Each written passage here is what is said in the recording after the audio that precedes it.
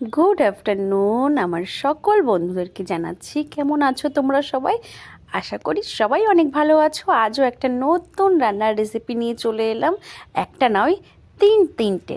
এবং কারা কারা আমার মতন খেতে ভালোবাসেন অবশ্যই কমেন্ট করতে ভুলবেন না। চলুন একের পর এক বলতে থাকি, না হলে রেসিপি শেয়ার করতে পারবো না। চলুন, যেমনটি আমি কথা দিয়েছিলাম আপনাদের সাথে শেয়ার করব। হ্যাঁ, আজ করব আলু দিয়ে পেঁয়াজকালি দিয়ে বাটা মাছ দিয়ে তরকারি। আপনারা হয়তো অনেকেই অবাক হবেন, বাবা এটা আবার কী ধরনের তরকারি। হ্যাঁ, আমি কোনো মশলা বা কোনো মানে খুব ভারী জাতীয় বা তেল মশলা দিয়ে এই রান্নাগুলো আমার ভালো লাগে না খেতে। তো এইভাবেও রান্না করলে যে রান্না সুস্বাদু হয়। চলুন, আমি কালো জিরে দিয়েছিলাম তেলের উপরে, একটু দেরি হয়ে গেল বলতে বলতে। এবং আলু দেখতে পাচ্ছেন, সঙ্গে দুটো কাঁচা লঙ্কা। যেহেতু আমার বাচ্চা খাবে সে কারণে আমি একটু স্বল্প পরিমাণে লঙ্কা দেওয়ার চেষ্টা করি। তো আলুটাকে একটু ভাজা ভাজা করে নেব। করে নিয়ে পাশে আমার গরম জল করা রেডি আছে। এবং এই আলুর মধ্যে আমি দিয়ে দেব পেঁয়াজকালি। পেঁয়াজকালি দিয়ে দিয়েছি। এবার পেঁয়াজকালিটা দিয়ে একটু নাড়াচাড়া করে নেব, খুব বেশি নয়, কারণ আপনারা সবাই জানেন যে পেঁয়াজকালি গলতে খুব বেশি সময় লাগে না। আর যেহেতু এটা খুব ভাজা ভাজা করব না, কারণ এই রান্নাটা হাফ মানে একটু যতটা প্রয়োজন আমরা একটু লবণ একটু হলুদ দিয়ে একটু কষিয়ে নেব, যাতে সবজিটা হাফ কুক হয়ে যায়। তো আমাদের সবজিটা একটু ফ্রাইও করতে হয়, এবং এতটাও ফ্রাই করতে নেই যাতে সেটা খেলে কোনো কাজেই আসে না। ঠিক আমরা যেমন রান্না করি প্রতিনিয়ত, সবারই একটা আইডিয়া বেশ চলে এসছে, সেই হিসাবেই আমরা রান্না করি। তো এক হাত দিয়ে আমি যেহেতু ভিডিও করছি, আপনারা একটু ভুল ত্রুটি হলে বা ক্ষমা মার্জনা করবেন, বা আমার পরিবারের সদস্য আপনারা অবশ্যই মানিয়ে নেবেন, আমি জানি। তো আমার সঙ্গে কিন্তু আমি একা রান্না করছি না।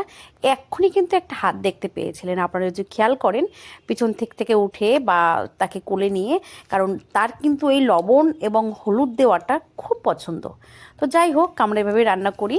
তো রোজকারের রান্নাবান্না তো শেয়ার করা সম্ভব হয় না, যখন বরমশাই আসেন তখন তো নানান পদের করতে হয়। তো তখনই আমি ভাবি যে আমি এই ধরনের, যেহেতু আমার বরমশাইও খেতে ভালোবাসে, একদম সিম্পল খুব লাইট খাবার। তো আমারও খুব পছন্দ, বিশেষ করে শীতের দিনে সত্যিই ভালো লাগে। দেখতে পাচ্ছেন যতটা জল দিয়েছিলাম। হ্যাঁ, আর একটা কথা বলে রাখি, আমি কিন্তু সবসময় তরকারিতে যে কোনো সবজিতে আমি কিন্তু গরম জল ইউজ করি। তো যাই হোক, খুব বেশি মাছ দিইনি, কারণ বাচ্চারা বাটা মাছ একটু কাটা আছে, ওদের জন্য আলাদা মাছ রেখেছি, ওরা ওটাই খাবে। তো ওই যে বাস আমার রান্নাটা ডান। এবং আর একটা নতুন রেসিপি শেয়ার করব, তার আগে বলুন আপনারা এই আলুটাকে চেনেন কিনা, কারা কারা চেনেন অবশ্যই কমেন্ট করবেন। এটাকে আমরা বলে থাকি মেটে আলু, যেটা মাটির নিচে হয়। এবং এই মেটে আলু আমার অসম্ভব প্রিয় একটা খাবার, এবং আমার হাজব্যান্ড সে পছন্দ করে। অ্যাকচুয়ালি এই জাতীয় খাবারগুলো হচ্ছে আমার মনে হয় দেশি। অনেকে হয়তো বুঝতে পারবেন না যে মেটে আলুটা কি হয়, বা এটা আবার কেমন আলু হয়। হ্যাঁ, যারা খান তারা অবশ্যই চিনতে পারবেন, এবং তারা আপনারা তার স্বাদ সব কিছুই জানবেন। আর যারা খান না তাদের একটু নতুন, একটু আলাদা আলাদা লাগবে।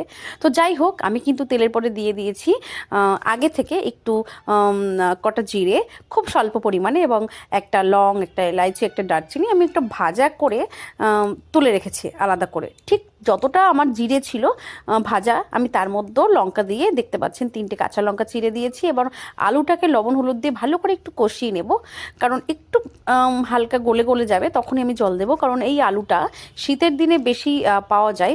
এবং এই আলুটাকে, হ্যাঁ আর একটা কথা বলে দিই, কথা বলতে বলতে আপনারা হয়তো সবজির পরিমাণটা কম দেখছেন। হ্যাঁ, যেহেতু আমাদের নানান পদের রান্না করতে হয়, সে কারণে আমাদের সবজির পরিমাণটাও আমি কম করি। আর যেহেতু লোক আমরা কম, 4 জন সদস্য বাড়িতে, তার মধ্যে আবার হাজব্যান্ড মশাই বাড়ি থাকে না, সপ্তাহে সপ্তাহে আসেন। তো যখনই আসে তখনই চেষ্টা করি। এবং এই যে সবজিটা আমি করছি, এটা কিন্তু আমার একবার নয়, আমার দুবার হয়ে যাবে।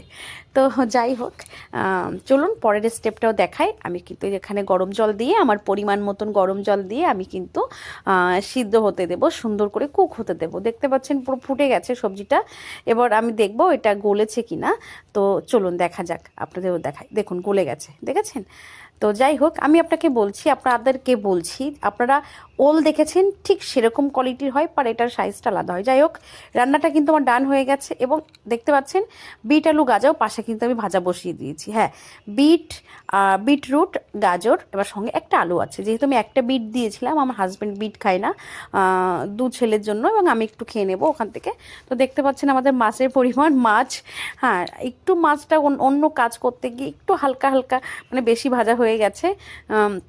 যেটা আমাদের ক্ষেত্রে হয়ে থাকে, এক হাত দিয়ে সব কিছু করতে হয়। তো তো যাই হোক, দেখুন বাস আমাদের যতটা পরিমাণ আমরা ঠিক ততটাই করে নিয়েছি।